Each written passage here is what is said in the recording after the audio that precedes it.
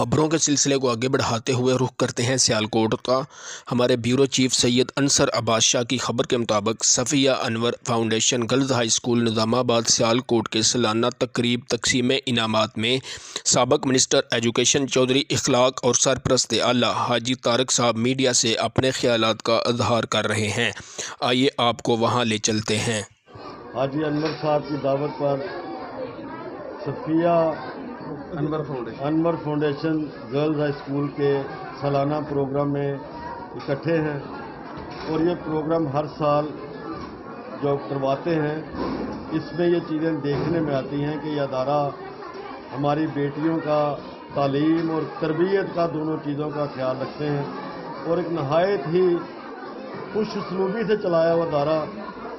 ان کے میاں خالد محمود صاحب، ان کے پرنسپل، ان کی تمام ٹیچر جو ہیں وہ پوری لگن سے آنے والی نسل کی تعلیم اور تربیت کا خیال رکھ رہی ہیں۔ ہم تمام دوستوں کا یہ خواہش ہے کہ اللہ تعالیٰ میاں انور صاحب اور ان کی ساری فیملی کو یہ نیکی کا جذبہ جاری رکھنے کی توفیق عطا فرمائے، اور اللہ تعالیٰ ان کو تا دیر سلامت رکھے ان اداروں کے اوپر، خاص طور پر یہ اسکول صفیہ انور فاؤنڈیشن، اسحار ویلفیئر فاؤنڈیشن، اور جو انہوں نے ابھی نیا مدرسہ اسلامیہ شروع کیا ہے، اللہ تعالیٰ اسے بھی دن رات ترقی دے۔ بڑی مہربانی۔